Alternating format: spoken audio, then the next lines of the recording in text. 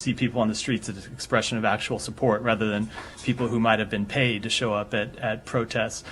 It does seem odd to me that if your country is suffering an attempted military takeover, the idea that the first thing anyone would do is run to a store and buy a Russian flag, that strikes me as somewhat an unlikely scenario. This is my video update from Moscow, Russia on this Wednesday afternoon, August the 9th. Let's talk about some news.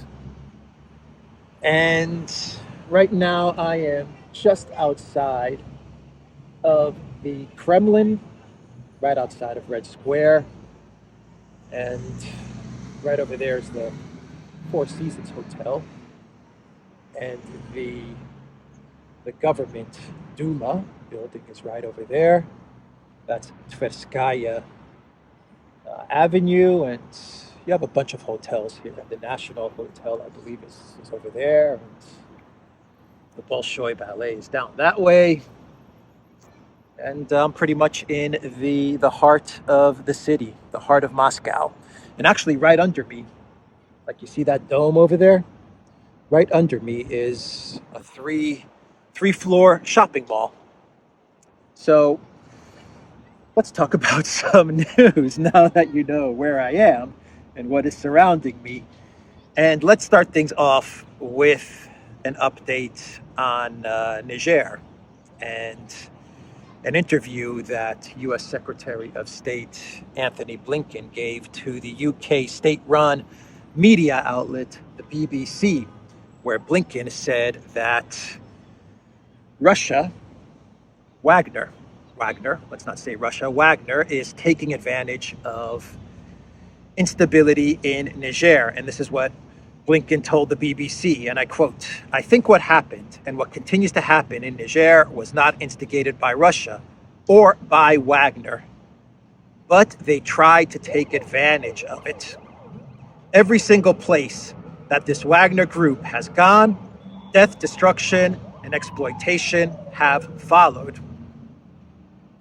That's the statement coming from the U.S. Secretary of State Anthony Blinken.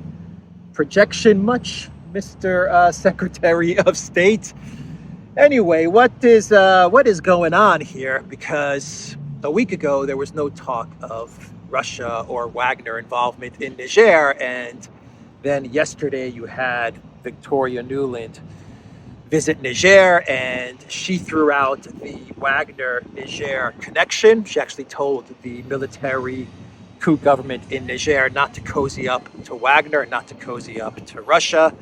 And now you have the U.S. Secretary of State, Anthony Blinken, telling the BBC that Wagner is trying to capitalize on the instability in Niger. So what I believe is going on here is that the Biden White House, the neocons in the State Department, they're moving us along to a narrative where they're going to connect Wagner and Russia to Niger, and then Wagner and Russia to instability in Africa. And that's going to be the narrative that they're going to use to try and dislodge Russia and Russia's presence and Wagner's presence from all of Africa. Really what is happening in Niger and in Africa is kind of the same policy that the U.S. uses around the world as it fights this war against, let's say, against Russia, China, the multipolar world, which is that the U.S. goes after Russia first, and by trying to dislodge Russia or weaken Russia or dismantle Russia, they can then focus in on China, because China is the main goal. That's the big enemy in all of this. So they first attack Russia in order to get to China, which is kind of the strategy that we see playing out in Ukraine. You first try to weaken, destabilize, balkanize Russia, and then you have a clear path towards China, and you remove the main big competitor from the world stage, and you have forever global hegemony. So Africa is kind of like a a microcosm of what the U.S. strategy is as it fights this conflict against the rising multipolar world. So let's create a connection between Wagner and Russia and Niger. Then let's create that connection between Wagner, Russia, and Africa. Let's try to dislodge Russia's presence in Africa. And then that will open up the path for us to remove China's presence and China's influence in Africa. That's what I believe is the U.S. State Department and the neocon strategy in all of this. Anyway, The Economist, which is a neocon publication, they came out with an article with the title, "After Niger's coup, the drums of war are growing louder. So is opposition to restoring the government by force." That is the article from The Economist. And in this article, The Economist admits that 73% of the population in Niger supports the military junta. This is what neocon publication The Economist is admitting. 73% of the population is actually in support of this military junta. And Mali and Burkina Faso, they actually sent a letter to the African Union and to the United Nations, and they called on these organizations to prevent some sort of military intervention, whether it's coming from France, from the United States, or from the ECOWAS countries. And finally, we have a statement from Maria Zakharova, the Foreign Ministry spokeswoman. And this is what she said in reference to Niger and Victoria Nuland's recent trip to Niger. And I quote, "Victoria Nuland thought that with Niger, you can do the same as with Ukraine. Put a couple of buns in a plastic bag and fool them. Such banana regimes as in Kiev are no longer to be found." And so that is the statement from Maria Zakharova. I have nothing further to add to that statement. So let's move on and talk about what's going on in Russia. So this morning there was an explosion on an optical factory in an area known as Sergei Posad, which is about an hour and a half outside of Moscow. And this optics factory also manufactures, from what I understand, military equipment. And we haven't heard, or at least I haven't seen up until the time that I'm recording this video, an official statement from the Russian government or the Russian Ministry of Defense or the mayor of Moscow or the mayor of the Moscow region. We haven't heard any explanation as to what caused this explosion. The last I read, something like 30 or 35 people were injured. I'm not sure if there were any deaths in this explosion. And the last I read was that this was caused to some sort of technical issue. Procedures weren't followed or something happened on a technical level, and that's what caused the explosion. That's all I have. There is speculation that this could have been a drone. It's just speculation that this was a drone. There's also speculation that this could have been some sort of sabotage, or it could have been an accident at this factory. So we don't know just yet what caused this explosion, but there were drones that were sent in the direction of Moscow yesterday as well, and those drones, according to the Moscow mayor and the Russian Ministry of Defense, were repelled and they were brought down. So let's give it some time, and I'm sure we'll get an explanation for this explosion in Sergei Posad. And if you believe that explanation, great. If you don't, and you're still doubtful as to what caused this explosion at this optics factory, then that's also great. We'll leave it there. That's all the information that I have. So we can move on to the Russian defense minister, Sergei Shoigu, and he was giving a speech to the military commanders and the military assembly. And Sergei Shoigu, he said some very interesting things, and I'm going to read you a summary of what Sergei Shoigu said from the Twitter account of Zlati71. And these are the main points from Sergei Shoigu's speech. Now, one country is referenced multiple times in Shoigu's address to the military officials. And you're going to see what country is referenced multiple times from the Russian defense minister. Russia will strengthen the grouping of troops on the western borders. Since February, Ukraine has received from the West hundreds of tanks, more than 4,000 armored vehicles, over 1,100 artillery pieces, and dozens of MLRS and air defense systems. The total amount of assistance from NATO, the European Union, and their partners to Ukraine exceeded $160 billion. The supply of prohibited cluster munitions to Ukraine is a U.S. war crime and is dictated by the growing deficit of the armed forces of Ukraine. The readiness of the West to invest resources in Ukraine to turn the situation on the battlefield creates serious risks of further escalation of the conflict. Poland has become the main instrument of U.S. anti-Russian policy. Poland has plans to create a Polish-Ukrainian union, ostensibly for security, but in fact for the occupation of Western Ukraine. About 360,000 servicemen are stationed in close proximity to the borders of the Union state, Russia, Belarus. And Sergei Shoigu, in the last bullet point statement I read, is obviously referring to Poland. So Poland comes up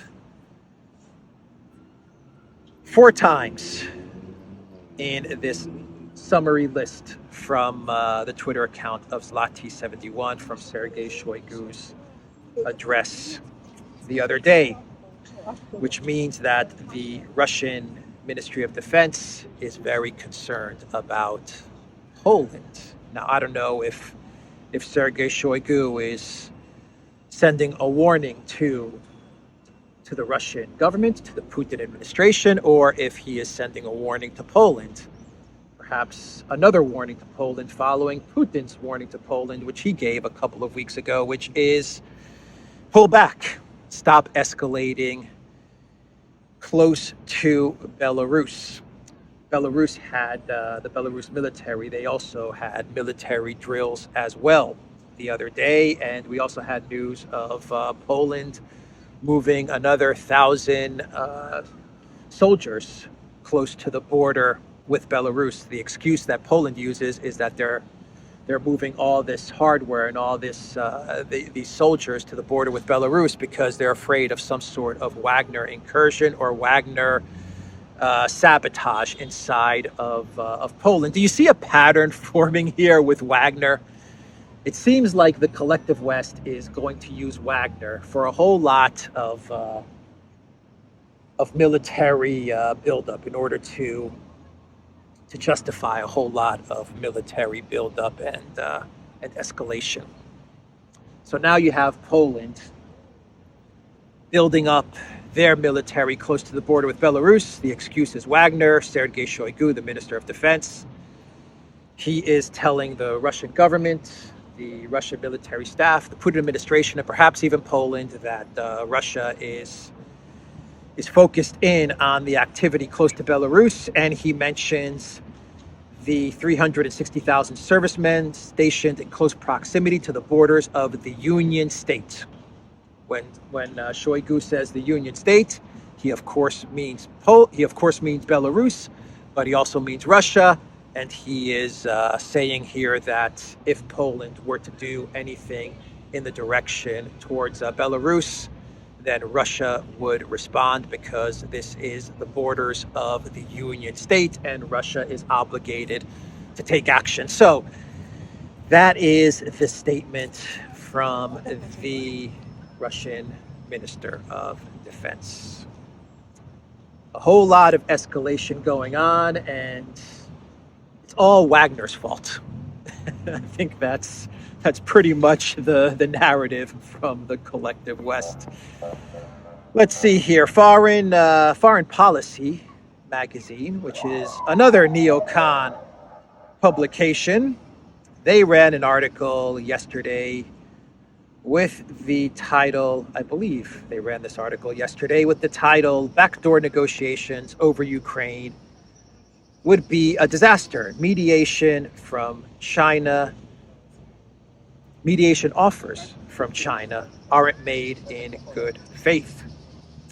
So this article is kind of written as a summary to the Saudi Arabia, U.S., Ukraine Jeddah summit, where, according to even NBC, China stole the show at that summit, because the U.S. and Ukraine, their plans was to push the Zelensky formula, and then China came in, they showed up, and they said, forget the Zelensky formula. We have to focus in on a ceasefire. We have to focus in on the Chinese peace plan, the peace roadmap that China put out there about, say, 3-4 months ago. And we also need to take into consideration Russia's red line. And that was the plan that dominated the conference in Jeddah.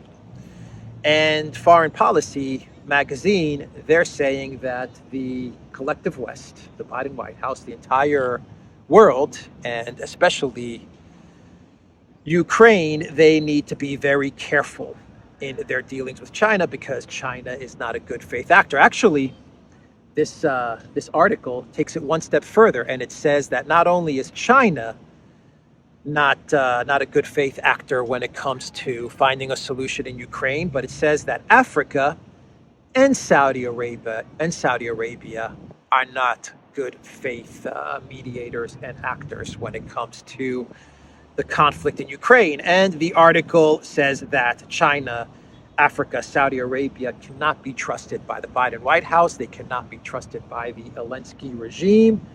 They are aligned with BRICS. They are aligned with the multipolar world order. And most importantly, according to FP, they are aligned with Russia. And so the only solution, according to Foreign Policy magazine, is further Biden escalation. And the article actually says that no conflict in history, like what we're seeing in Ukraine, has ever ended in a stalemate or a mediated settlement. It has always resulted in one side dominating the other, and the one side forcing terms on the losing side. And FP is arguing that the Biden White House needs to escalate a whole lot more and a whole lot faster, so that it is the collective West and Ukraine that forces terms on Russia, and not the other way around. And the entire collective West, they need to forget about China, Saudi Arabia, and Africa as far as a ceasefire in Ukraine is concerned. Basically, the article says that there's going to be no peace in Ukraine. It is going to be a military outcome that dictates the terms of this conflict. And the Biden White House, they need to come to terms with that fact, and they need to ramp things up in Ukraine from a military standpoint. And the Telegraph, they also put out an article yesterday with the title, "The Deadly Lancet Suicide Drone Putin is Using to Batter Ukrainian Troops. The low-cost UAV, able to destroy vehicles many times its size and value, has become a problem for Ukrainian troops along the front line." So the Telegraph is admitting that the Russian military, they are using Lancet drones, very inexpensive but effective Lancet drones, to demolish the very expensive and very ineffective NATO weaponry that was sent to Ukraine, like those very ineffective but very expensive Leopard tanks. And the truth of the matter is, as far as the Lancet drone is concerned, is that Russia is ramping up production of these Lancet drones. And from what I understand, we are going to be seeing a whole lot of drones being used by the Russian military going forward in this conflict in Ukraine. And this is the pattern of where things are going with this conflict. Russia is ramping up its military production of drones and tanks and missiles and ammunition. Russia's military is building up strength and is getting bigger and bigger, while Ukraine's military has been demolished not once, but 2 times. Ukraine is now on its 3rd military. Ukraine has no military production to speak of. It relies completely 100% on Collective West and NATO handouts. And the Collective West and NATO, they are struggling to keep up with Russian military production in this war of attrition. So the Russian military is getting stronger. The Ukraine military is getting weaker. The Collective West military is getting weaker. And the Ukraine military manpower is also diminishing. So that is the basic trajectory of this conflict. How much longer can the Collective West keep this going?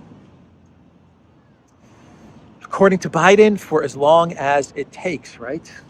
That's how long they can keep this thing going. It's like trying to pay the rent and you don't have a job.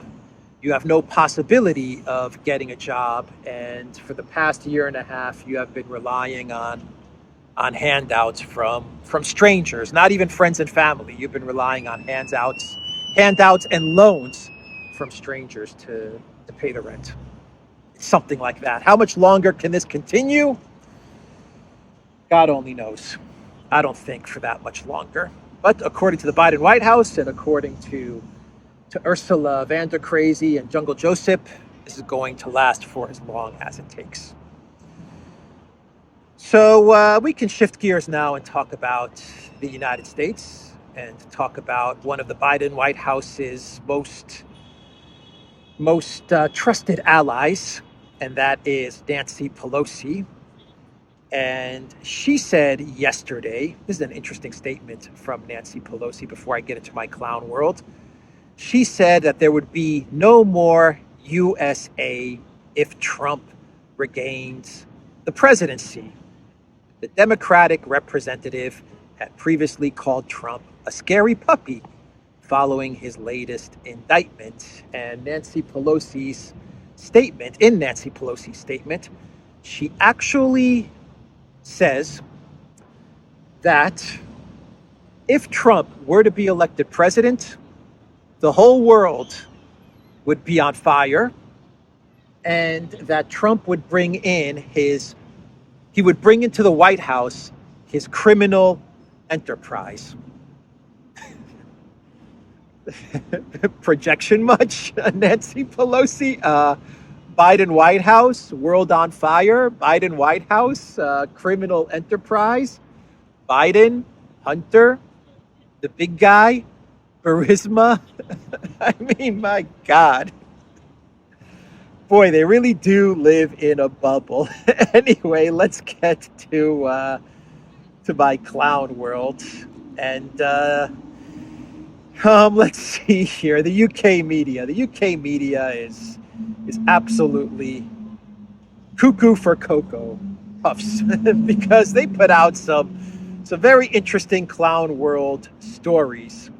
And they had this from The Guardian the other day. Russia spreading false claims about Quran burnings to harm NATO bid, says Sweden. Defense agency says Moscow is using the protests in Stockholm to stir tensions between Arab countries and the West. Russia's fault. No, Wagner's fault. It's Wagner's fault. Wagner's doing this, Sweden. Wagner is preventing you from joining NATO. The Sunday Times, the UK Sunday Times, they had an article with the title, Iranian state is now the biggest threat to the UK. It's not only Wagner's fault, it's not only Russia's fault. Wagner and Russia are not only the biggest threat to the UK, but now it is Iran that is the biggest threat to the UK, according to the Sunday Times. And finally, let's walk around a bit for this final clown world.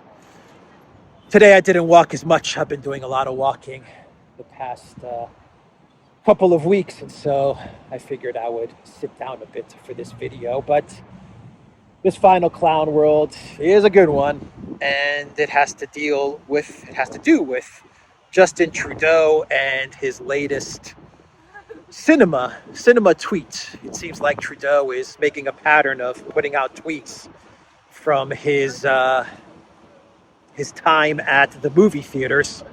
And in this tweet, Justin Trudeau, I imagine that this is his daughter in this tweet, and he says, balancing things out, Oppenheimer with Ella.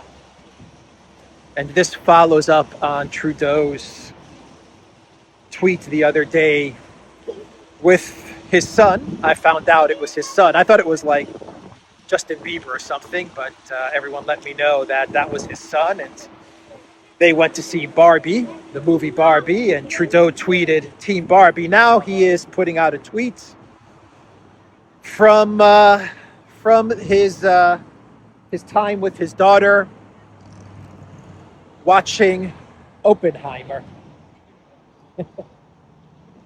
And so I said in my video from Gorky Park, where I talked about the Team Barbie tweet, that Trudeau was baiting us and was trolling us, and I think I'm right.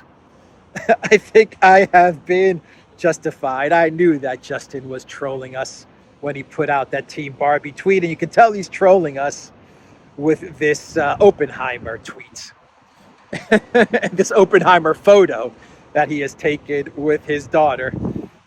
A lot of people have commented on the different attire and aesthetics for Justin Trudeau in this tweet from the movie Oppenheimer. Anyway, he's trolling us, everybody. That's all I have to say. I'm not going to get into this. Justin, I know what you're trying to do. I know you're trying to bait us. It's not going to work. Very clever, but we're not going to take the bait. That is the video, everybody. TheDuran.locals.com. We are on Rumble, Odyssey, BitChute, Telegram, and Rockfin. And go to the Duran shop. Use the code GOODDAY and get 20% off. Today I'm wearing, get 10% off. Today I'm wearing my Duran, Bulgaria flag t-shirts here in Moscow, right outside of Red Square.